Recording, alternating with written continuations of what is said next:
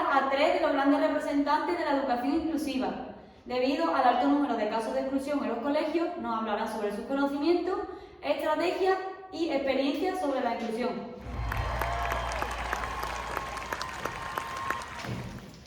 A mi derecha podemos contar con César Bona, un maestro cuya labor la ha hecho merecedor de numerosos galardones, entre ellos ser considerado mejor profesor de España.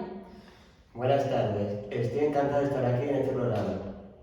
A su lado encontramos a María José Paraje, es directora del Colegio La Vinaga, Málaga, que está llevando a cabo en sus aulas metodología innovadora. Muchas gracias, Carmen. Es un placer que hayáis contado conmigo. Cabe recalcar que estas metodologías ya no se ponen en práctica en este colegio por cambio en el equipo directivo, pero estaré encantada de contaros mi experiencia de todos los años que hemos estado utilizando estas metodologías innovadoras. A mi izquierda tenemos a Miguel López Melero, catedrático de la Universidad de Málaga y fundador del Proyecto Roma. Hola a todo el mundo, estoy encantado de aprender y compartir con vosotros el origen y las metodologías del Proyecto Roma. Yo no soy experta en este tema, por lo que me gustaría saber qué es la inclusión y cómo surge. La inclusión es un término que surge en los años 90, sustituyendo a la integración hasta ese momento predominante en la práctica educativa. Su supuesto básico es que hay que modificar el sistema educativo para responder a las necesidades del alumnado y por lo tanto inclusión total significa responder por centro que albergue la diversidad general. Fíjate, pensaba que la inclusión era algo parecido a la igualdad, pero más de moda. ¿En el ámbito educativo es tan relevante? Efectivamente, hay que transformar las aulas en lugares de convivencia y aprendizaje, de forma que las mismas doten de oportunidades a todas las personas. Además, la ética en el Proyecto Roma no se refiere a cómo se han de enseñar valores como la libertad o la solidaridad, sino a visualizar un enfoque ético en nuestras vidas. El profesorado tiene que hacer práctica de la ética de la educación, que va en contra de aquella, siendo coherente entre pensamiento y acción. Bueno, ¿y qué estrategia usáis ustedes para construir una clase inclusiva? A ver, es de vital importancia que se cree un ambiente acogedor y para ello debemos llevar a cabo una aula en la que primera cooperación más que la competición, es muy importante. Que se lleve a cabo la inclusión del estudiantado, donde las diferencias se valoren y se comenten abiertamente. Exacto, en el Proyecto Roma se desarrollan estrategias como aprender, como el planteamiento de situaciones problemáticas y explicación de las mismas. También la búsqueda de información, el trabajo compartido por grupos heterogéneos o la comunicación horizontal. En nuestro colegio también usamos la asamblea como estrategia, ya que fomenta la comunicación en el aula y la participación en la construcción del conocimiento de manera cooperativa. De este modo se van desarrollando como personas, respetando al otro en sus pensamientos e intereses. Es decir, el alumnado va a la escuela a aprender y a aprender a convivir, ¿no? Por lo que habéis dicho, el aprendizaje siempre se da, si se favorece. Bueno, ahora traigo una gran sorpresa y es que nos van a acompañar dos grandes amiguetes, Flippy y Flop. Hola a todo el mundo, después de toda esta trayectoria mental muestra de la metodología, hoy hemos preparado un juego para que este encuentro sea más ameno. Se llama La Pregunta de Flippy y Flop. Os haremos unas cuantas preguntas y os diremos si las tenéis que contestar bien o mal, pero solo tendréis 10 segundos para responder. Comenzamos. Responde César Bona. ¿Quién fue el fundador del Proyecto Roma? A ver, creo que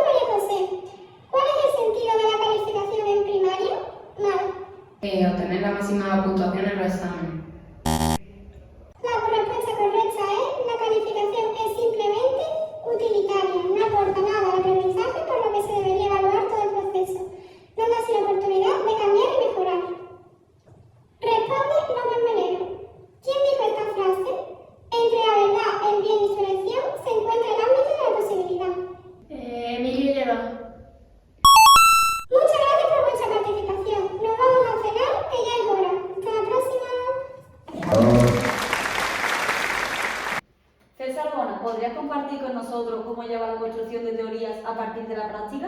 Por supuesto. En mi centro fomentamos la participación activa de toda la comunidad, en la creación de normas y en la resolución de problemas a través del diálogo y la reflexión. Por ejemplo, el alumnado decide las normas, primero se discute en pequeño grupo y ya después se acaso con toda la clase. Y tú, María José, como es directora del colegio, ¿abordas la adaptación de actividades para alumnado NEAE? En mi experiencia es fundamental considerar no solo las necesidades físicas o cognitivas del estudiantado, sino también su identidad y el contexto. Adaptar una actividad es un buen comienzo, pero es importante tener en cuenta su origen étnico, la religión, la estructura familiar. Si no tenemos en cuenta todas estas facetas de su identidad, no estaremos realmente satisfaciendo todas sus necesidades. Melero, como catedrático del Proyecto Roma, ¿qué opinas sobre este enfoque holístico de la inclusión? Estoy completamente de acuerdo con María José, la inclusión va más allá de adaptar las actividades, se trata de reconocer y valorar la diversidad en todas sus formas. Ahora me gustaría saber cuáles son los principales autores que habéis tomado como referencia a la hora de investigar en profundidad la inclusión. En primer lugar, quiero afirmar que hablar de inclusión me lleva inevitablemente a hablar de exclusión, por lo que debemos conocer cuáles son las causas que están originando que la escuela actual no sea inclusiva. Es totalmente cierto, por ejemplo, desde mi experiencia, colocar a los discentes en el mismo espacio físico no garantiza una interacción positiva o la ayuda entre ellos, puesto que no se origina un sentimiento de pertenencia al grupo. Estoy de acuerdo. En concreto, Luria y Vygotsky entienden la educación como una forma de construcción del ser humano, donde educador y educando se educan de forma recíproca en un encuentro dialógico, como afirmó Roto, Paulo Freire. Es decir, defendían que la aprendizaje es social y por ello los procesos de enseñanza y aprendizaje deben de ser cooperativos y solidarios en todo momento. La cooperación parece un aspecto fundamental en este tema. ¿Cómo pensáis que se puede fomentar esa solidaridad en los procesos educativos? Maturana es un gran referente en este aspecto, puesto que él defendía que los valores no se enseñan, sino se viven, y no se pueden considerar como meros temas transversales, sino como compromisos morales. Es más, en su obra afirma que el sentido de lo humano es que hay que poner fin a las desigualdades en el mundo. Exacto, Fraser expresó que la educación, hablar de inclusión es hablar de justicia social, y para que ésta se cumpla es necesario que la escuela pública ofrezca modelos equitativos que afronten con justicia las desigualdades, donde ningún discente esté excluido. Ahora me surge la siguiente pregunta. ¿Estáis de acuerdo de que sin teoría no puede haber una buena práctica y sin práctica no se pueden construir buenas teorías? ¿Qué opináis? A ver, desde mi punto de vista es completamente cierto. Me gustaría destacar que en los Estados Unidos es fundamental que el profesorado esté formado en la doble titulación, es decir, como docente de educación ordinaria y especial, por un lado. Por ello, ya lanzar la siguiente pregunta. ¿Realmente está formando bien a los profesionales de la educación o solo se siguen alentando las desigualdades? Pues una pregunta que da mucho que pensar. Ahora que ya hemos explorado a fondo el concepto de inclusión, invito al público a pensar profundamente en esta cuestión y a considerar cómo podemos contribuir para lograr una sociedad más equitativa e inclusiva. Muchas gracias a los representantes por haber acudido a nuestro programa. Ha sido un placer debatir sobre ello. ¡Hasta la próxima!